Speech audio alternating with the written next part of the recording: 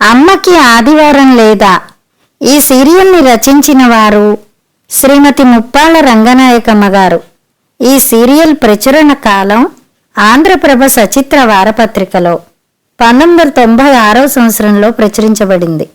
ఇంకా తెల్లారలేదు గాని తెల్లారగట్ల వెన్నెలతో తెల్లగా తెల్లారినట్టే ఉంది. అప్పుడే ఏం తినేద్దామనో అన్నపూర్ణమ్మగారి వాకిట్లో చెట్ల మీద పిట్టలన్నీ లేచేశాయి. లేచేసి దేని రెక్కలతో అది గంతులు, దేని కంఠంతో అది కూతలు. అందుకే లేచినట్టు మొదలెట్టేశాయి.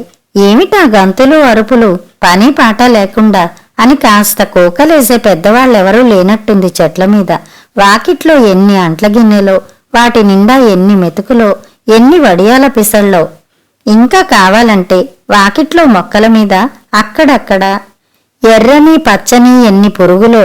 అన్ని పురుగుల్ని పెట్టుకుని పిట్టలేవి వాటివైపు ముక్కులన్నా తిప్పకపోతే ఏమనాలి వాటిని?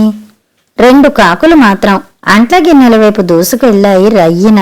అది తెలివంటే ఊరికే కొమ్మల మీద అటు ఇటు గంతులేసేస్తోంటే ఏం వస్తుంది పొట్టల్లోకి?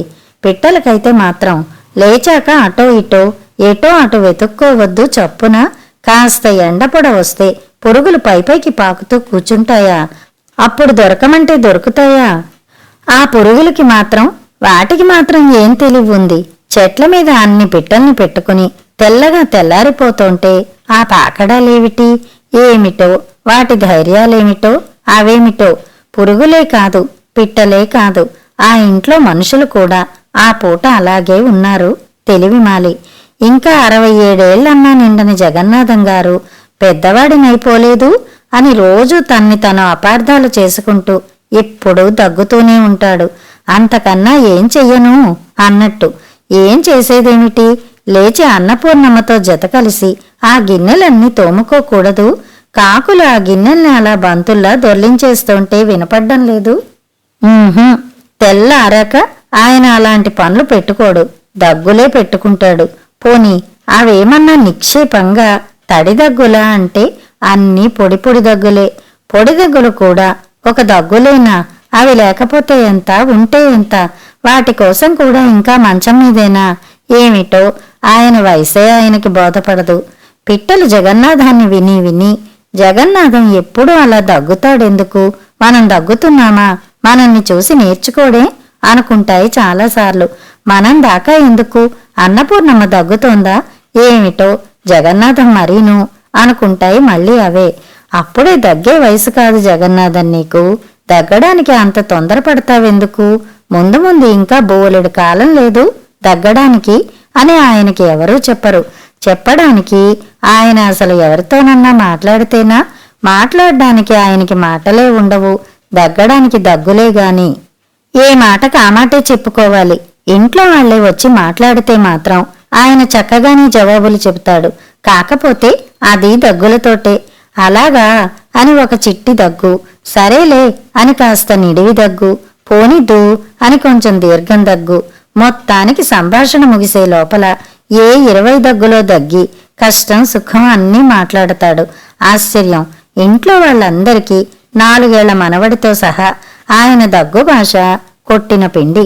లేచి లేవగానే చెవిన పడే తొలి దగ్గే తొలి పిలుపని తెలిసి కూడా అన్నపూర్ణమ్మ ఒక్కోసారి కాఫీ తెమ్మంటారా అని ఇంత దీర్ఘం తీస్తుంటే ఆయన కంగుమని ఒక మెరుపు దగ్గు దగ్గుతాడు. అది విసుగన్నమాట. అదే అడగాల అని దానికి అనువాదం. సరే తెస్తానుండండి అని ఆవిడ వెనక్కి బయలుదేరుతుంది. ఇంట్లో దగ్గులంటూ పుట్టి 7 ఏడు నడుస్తున్న అన్నపూర్ణమ్మ ఇంకా ఈనాటికి భర్తగారి దగ్గుకి కొత్తగా మళ్ళీ మళ్ళీ ఉలిక్కి ఉలిక్కి పడుతూనే ఉంటుంది. ఎందుకో ఏమిట్లేండి. తొలి దగ్గుకి తొలి కాఫీ, మలి దగ్గుకి మలి కాఫీ, 7వ దగ్గుకి 7వ కాఫీ అందిస్తూ భర్తగారి దగ్గుల చుట్టూ తిరగడం తప్ప ఆవిడికి మాత్రం ఏమంత రాచకార్యాలున్నాయి గనక ఓ పేపర్ చూస్తుందా, ఓ పుస్తకం చదువుతుందా, ఓ మహిళా సంఘానికి పోతుందా? ఇంక ఇంట్లో దగ్గులకి ఉలిక్కి పడడాలు కూడా మానుకుంటే ఆవిడికి మాత్రం ఏం తోస్తుంది గనక. అందుకు అన్నపూర్ణమ్మ భర్తతోటే కాదు కోడళ్లతో కూడా అంత మెత్తగానో అంత ఉలిక్కి పడుతూనూ అంత దీర్ఘాలు తీస్తూనూ మాట్లాడుతూ ఉంటుంది. ఏ కోడలికి ఏ పని పురమాయించాలన్నా అమ్మాయి అరుణ, అమ్మాయి కమల అని రేడియో నాటకాలలాగా ఇద్దరినీ ఒకేసారి పిలుస్తుంది. చెరో చోట పనుల్లో మునిగిన కోడళ్ళు చెరో మూల నుంచి వస్తున్నానత్తయ్య అని ఏకకంఠంతో కేకలు పెడతారు గాని ఒక్కరూ రారు. ఈవిడే వాళ్ళ దగ్గరికి పోయి ఏమిటమ్మా ఇది అంటుంది. ఇదేమిటంటే అత్తయ్య అని అదేమిటో చెబుతారు. ఓహో అదా ఇది అని ఆవిడ సంతోషించి ఈలోగా ఏ దగ్గన్నా చెవిన పడితే వస్తున్నానుండండి అని ఆ దగ్గుకి జవాబిస్తుంది. ఓసారి హనుమంతుని అడిగి అదేదో కషాయం ఉందన్నాడు, కాస్త మింగకూడదు, ఈసారి నేను అడుగుతానుండండి అని వాగ్దానం చేస్తుంది. కంగుమంటాడు జగన్నాథం. ఆ దగ్గు కూడా మందేనా అని దాని అనువాదం. అలాగంటే ఎలానండి, నోట్లో మందేసుకోవడం అంటే కంఠం పట్టుకుంటుంది మీకు. ఓ గుక్క కాఫీ తెస్తానుండండి కంగుమంటాడు ఈసారి. అది అలా చేద్దు అని దాని తాత్పర్యం. ఆ తెల్లారగట్ల కూడా జగన్నాథం పిట్టలతో పాటే లేచి ఒకళ్ళ జోలికి సొంటికి పోకుండా తన దగ్గులేవో తను దగ్గుకుంటున్నాడు. ఇక పిట్టలన్నీ గోళ్లకి చేరేదాకా అది అలా సాగవలసిందే. పైసా ఖర్చులేని బ్యాక్గ్రౌండ్ మ్యూజిక్ మన ఇంట్లో అంటూ ఉంటాడు రెండో కొడుకు వాసు.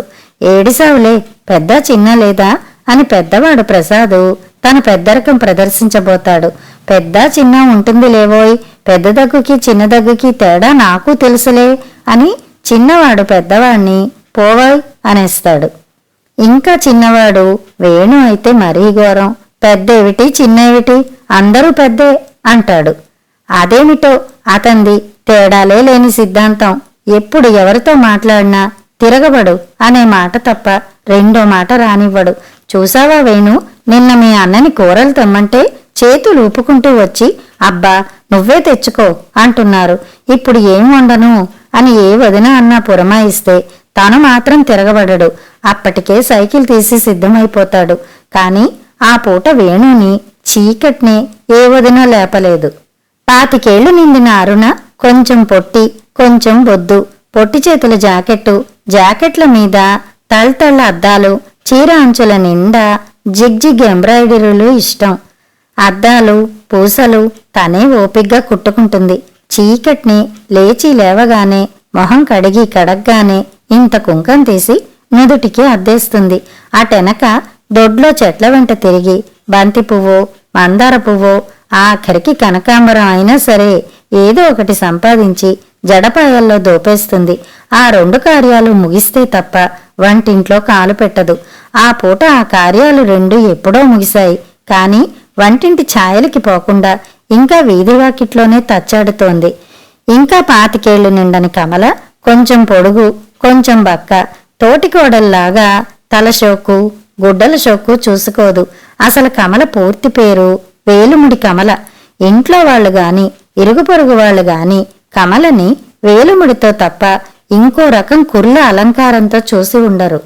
లేస్తే వేలుముడి, కూచుంటే వేలుముడి, స్నానానికి పోతూ గట్టిగా వేలుముడి, వచ్చాక వదులుగా వేలుముడి, ఆఫీసుకి పోయే ముందే ఎలాగో 2 పాయలు పైపైన అల్లుతుంది. మళ్ళీ ఆఫీసులో మధ్య మధ్యలో చేతులు 2 పైకెత్తేసి జడని కాస్త వేలుముడిలోకి తిప్పేస్తుంది. అసలు ఇన్ని మాటలెందుకు? పెళ్లి చూపులప్పుడు కమల మొహంలో సిరులు కళలు వాసు సిగ్గుసిగ్గుగా చూస్తూ ఉండగానే కమల అటూ ఇటూ కదిలి జడని ముడిపెట్టేసింది. ఆ వేలుముడి కమల ఆ చీకట్ని తల నున్నగా దువ్వి వాలుజడ వేసుకుంది. పరమాశ్చర్యంగా చూస్తే తప్ప ఎవరూ నమ్మరు. తోటికోడలు తప్ప ఎవరూ ఇంకా చూడలేదు. పొడి పొడి దగ్గులు చెవుల్లో పడి అన్నపూర్ణమ్మ కంగారు పడుతూ ఆ చీకట్నే లేచిపోయి అమ్మాయి అరుణ అని ఎందుకో పెద్ద కోడల్ని మాత్రమే పిలిచి పాలు వచ్చేసేయేమో చూడమ్మా, మావయ్యకు దగ్గొస్తోంది, వేడిగా కొంచెం కాఫీ పెడతాను అని మంచం దిగేదాకా దీర్ఘం తీసింది. ఎప్పుడో వచ్చేశాయి అత్తయ్య, ఇదిగో ఇక్కడే ఉన్నాయి, పేపర్ కూడా వచ్చేసింది అని సరిగ్గా ఆ మాటలు ఎప్పుడు చెబుదామా అని ఎదురు చూస్తున్నట్టు చురుగ్గానూ ఉత్సాహంగానూ అరిచింది అరుణ. ఎప్పుడో వచ్చేస్తే లోపలికి తీసుకురాకుండా ఏం చేస్తున్నావు అని దీర్ఘం తీసి సరేలే తొందరగా పట్టుకురా, ముందు ఒక సంచి గిన్నెలోకి తీసి ఇయ్యి అని అన్నపూర్ణమ్మ ముద్దుగా కోడలికి పని పురమాయించింది. కాని కోడలు ఒక నవ్వు నవ్వి భలే వారే అత్తయ్య, ఇవాళ ఆదివారం కాదు అని ఇంకో నవ్వు నవ్వింది. ఆ ఆదివారం అయితే పాలు లోపలికి తెమ్మంటే ఆదివారం కాదు ఏమిటి? ఆదివారం ఇంట్లో ఆడవాళ్ళందరికీ సెలవు కదా అత్తయ్య అని కోడలు మళ్ళీ నవ్వింది. ఆదివారం ఆడవాళ్ళకి సెలవా? సెలవేమిటి? ఎవరిస్తారు?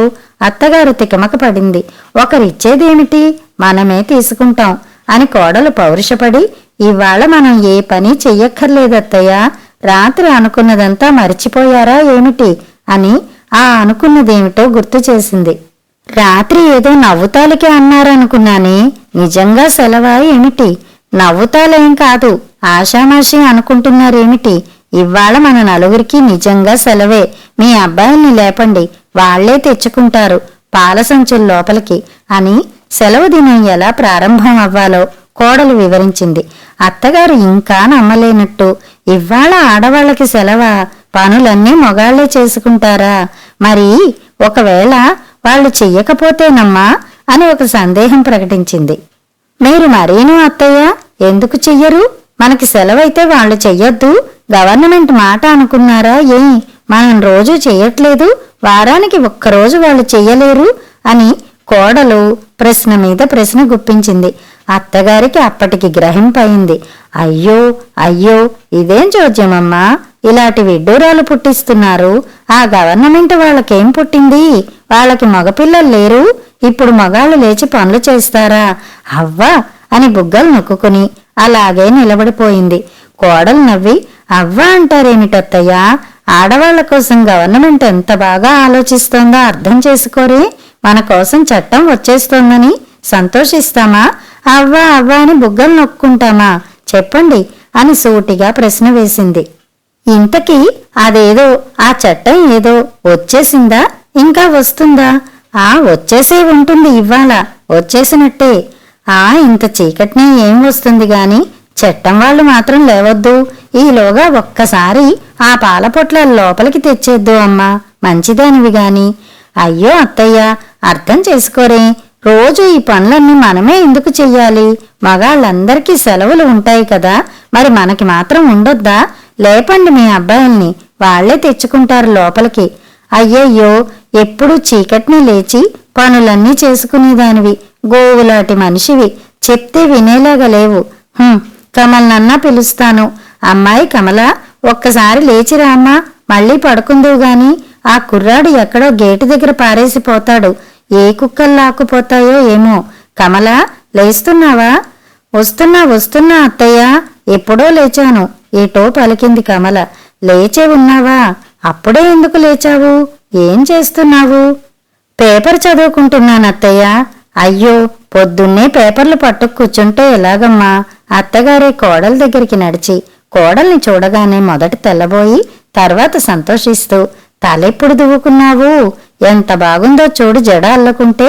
ఇవాళ నీ బుర్రలో పురుగెలా తిరిగింది అని నవ్వు మొహంతో చూసింది. ఇవాళ ఖాళీ ఉంది కాబట్టి తీరిగ్గా తల దువ్వుకున్నానత్తయ్య. మరీ చోద్యం, రోజు మాత్రం అంత ఖాళీ లేదా? సరేలే, పాలసంచుల లోపలికి తీసుకురా అమ్మా, మామయ్యకి దగ్గొస్తోంది, తొందరగా కాఫీ ఇస్తాను. అయ్యో, దగ్గొస్తోందా? అయితే వేడిగా ఏదన్నా తాగాలి తొందరగా. మరి ఎలాగత్తయ్యా? ఇవాళ మనందరికీ సెలవు, మగాళ్లే ఈ పనులన్నీ చూసుకోవాలి, వాళ్లే అందరికీ కాఫీలు ఇవ్వాలి. ఎప్పుడు లేస్తారో ఏమో అని కంగారు పడింది కమల. అత్తగారు తెల్లబోయి, నువ్వు అదే పాట, ఇద్దరూ ఒక బళ్ళోనే చదివినట్టున్నారే, మగపిల్లలు లేచి కాఫీలు పెడతారా మనకి అని తెల్లబోవడం కొనసాగించింది. కమల మొహంలోకి అప్పుడే కోపం తొంగి చూసింది. ఎందుకు పెట్టరు? పూట పూట మనం పెట్టి అందించడం లేదు. లేచి మొహం కడుక్కోగానే పేపర్ చదువుకోవాలని నాకెంత కోరికో. ఇవ్వాళ్టికి అయ్యింది. పేపర్ చదువుతూ కాఫీ తాగుతుంటే ఎంత బాగుంటుందో. మగాళ్ళు అలాగే చేస్తారు. మీ పిచ్చి దొంగలతోలా వాళ్ళు లేవడము, మనం వేడివేడిగా ఊదుకుంటూ కాఫీలు తాగడమునా? మీరు నిజంగానే ఎదురు చూస్తున్నారా ఏమిటర్రా? ఎవడి కోసం పెడతారు? పెట్టకపోతే గవర్నమెంట్ ఊరుకుంటుందనుకుంటున్నారా? ఏం చేస్తుంది గవర్నమెంటు? ఏం చేస్తుందో చూద్దురుగాని మీరే. లోపల నుంచి దగ్గులు చెవిని పడనే పడ్డాయి. అయ్యయ్యో, మామయ్య దగ్గుతున్నారు, నేనన్నా పోయి తెస్తాలేండి అని అన్నపూర్ణమ్మ వీధివాకిలి వైపు బయలుదేరింది. అత్తయ్య, మీరు తేవడానికి వీల్లేదు అని అరిచింది అరుణ కోపంగా. అత్తగారితో ఎన్నడూ గట్టిగా కూడా మాట్లాడడం ఎరగని అరుణ శాసించినట్టే అంది ఆ మాటలు. మీరైతే ఒకటి, మేమైతే ఒకటినా? ఇవాళ మీరు చేసినా మేం ఒప్పుకోం. కొడుకుల్ని లేపండి. ఇంకా ఎప్పుడు లేస్తారు ఏమిటి? అయ్యో, మామయ్య దగ్గుతున్నారమ్మా. దగ్గితేనే మంచిదత్తయ్య. దగ్గితే అదే తగ్గుతుంది. ఏమిటి తగ్గేది? దగ్గితే దగ్గు తగ్గిపోదు. బాగానే ఉన్నాయి మీ కౌర్లు. ఇవాళ మీరా గోలలేవీ పట్టించుకోకండి. తొందరగా మొహం కడుక్కురండి. కౌర్లు చెప్పుకుందాం. లేకపోతే ఏ పచ్చీసో ఆడుకుందాం. ఆయన దగ్గుతుంటే మనం పచ్చీసో ఆడుకుందామా? దగ్గు వినపడకుండానా? లేకపోతే మనమేం చేస్తాం? కొడుకులకి ఉండాలా తెలివి. అత్తగారిని తమతో కూడగట్టుకోకపోతే లాభం లేదని కమలకి అప్పుడే అర్థమైంది. అత్తగారికి నచ్చచెప్పే ధోరణిలో కంఠం తగ్గించి గుసగుసలాడింది. అత్తయ్య, ఇది మన మంచికే. ఆడవాళ్ళందరం ఒక కట్టుగా ఉండాలి. అదే మనకి బలం. మీరు చిన్నతనం నుంచి ఇంట్లో పనులన్నీ చేస్తూనే ఉన్నారు కదా. ఒక్కరోజన్నా మామయ్య గాని మీ కొడుకులు గాని మీకు సాయం చేశారా చెప్పండి? వేణు కొంచెం నయమే, కాని మరి మిగతా వాళ్ళు మీకేం చేశారు? చెయ్యలేదనుకో. నేనైనా వాళ్ళకేనాడు ఇంటి పనులు చెప్పలేదమ్మా. మగసన్నాసులు వాళ్ళేం చేస్తారులే అని లేచినా లేవకపోయినా, తెగులొచ్చినా రోగమొచ్చినా ఎలాగో ముక్కుతూ మూలుగుతూ నేనే చేసుకునేదాన్ని. ఇవ్వాలంటే ఈ కుక్కర్లు గిక్కర్లు వచ్చాయి గాని మా రోజుల్లో ఇవన్నీ ఎక్కడివి? ఇదిగో ఈనాటికి మీరొచ్చాక కాస్త కాళ్ళు చేతులు దగ్గర పెట్టుకుని కూర్చుంటున్నాను.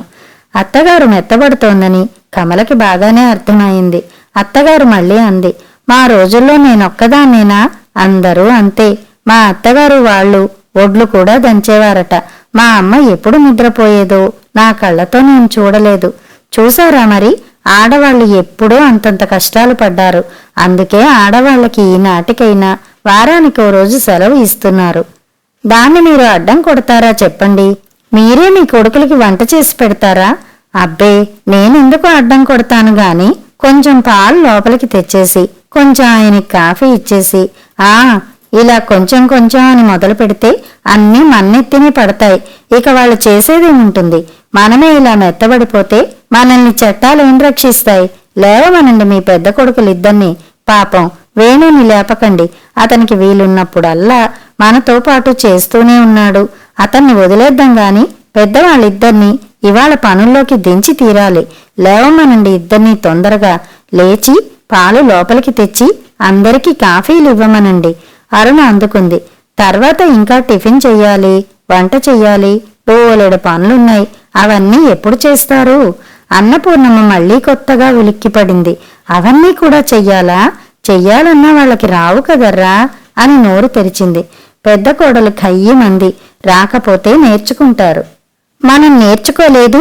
నేర్చుకుంటే అన్నీ వస్తాయి. కావాలంటే 2-3 వారాల దాకా మనం దూరంగా నించుని సలహాలిద్దాం అంది. అన్నపూర్ణమ్మకి ఎందుకో నచ్చలేదు. మళ్లీ మొదటికొచ్చింది. ఏమిటో ఈ చట్టాలు చట్టబండలోనూ ఎంకి పెళ్లి సుబ్బి చావుకొచ్చిందని వాళ్ళు లేవను, మనకి వంటలు చేసి పెట్టను, ఇక తిన్నట్టే, ఎవరైనా వింటే నవ్వుతారు అని తనే నవ్వింది తాపీగా. కమలకి అత్తగారి మీద బాగా కోపం వచ్చింది. ఎవరన్నా కాదు, మగాళ్ళొక్కళ్లే నవ్వుతారు. వాళ్ళు నవ్వితే మనకేం లెక్క? గవర్నమెంటే మన పక్షాన ఉంది అంది. అయినా అత్తగారి సపోర్టు ఎంత తప్పనిసరో కమలకి మళ్లీ గుర్తొచ్చింది. బతిమలాటలోకి దిగింది హఠాత్తుగా. మా మాట వినండత్తయ్య, చక్కగా కూర్చోండి, పేపర్ చదివి వినిపిస్తాను. ఆహా, ఎంత తీరిగ్గా ఉందో ఈ పూట. ఇన్నాళ్లు నేను ఎవరికీ ఓటెయ్యలేదు గాని ఈసారి ఎన్నికలొస్తే ఈ గవర్నమెంట్కే ఓటేస్తాను.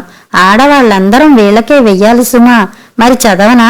వినండి అని పేపర్ పఠనం మొదలుపెట్టింది. మద్రాసులో స్వల్ప భూకంపం. నిన్న అర్ధరాత్రి మద్రాసులో భూమి స్వల్పంగా కంపించింది. ఈ కంపనాలు అటూ ఇటూ ఎటైనా పాకవచ్చని శాస్త్రజ్ఞులు భావిస్తున్నారు. అయ్యో పాపం, పొద్దున్నే ఇదేం కబురే? పాపం, ఎవరన్నా చచ్చిపోయారేమిటమ్మా పాపం. అత్తయ్యకు మరీ జాలి అని నవ్వింది కమల.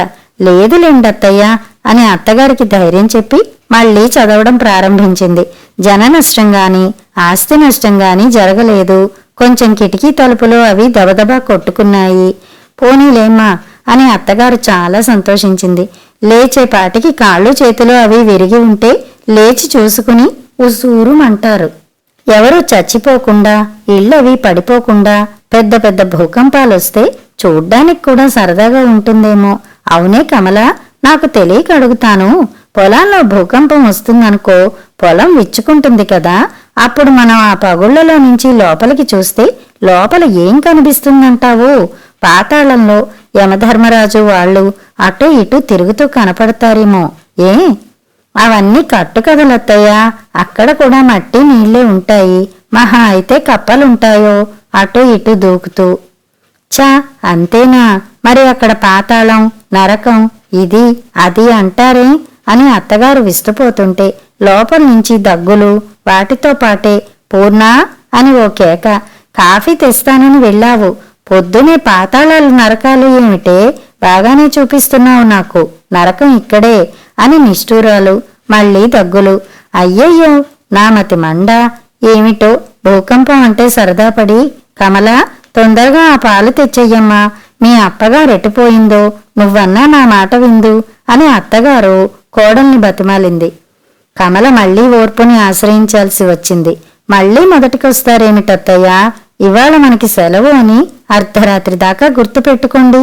మళ్లీ మనం పనుల్లోకి దిగేది రేపు పొద్దున్నే. నేనే పిలుస్తానుండండి వాళ్ళని. వేణు, వేణు, నువ్వు లేవద్దు గాని మీ అన్నగారులిద్దరినీ లేవమను. ఎంత తెల్లారిపోయిందో తెలుసా? రోజులాగా ఆదివారాలు కూడా 8 గంటల దాకా పవళించే కాలం పోయిందని చెప్పు. మామయ్య దగ్గుతో ఊపిరాడక అల్లాడిపోతున్నారు. లేవండి తొందరగా. అక్కయ్య, బావగారిని తొందరగా లేవమను అని కమల పెద్ద పెద్ద కేకలు వేసింది. అమ్మకి ఆదివారం లేదా?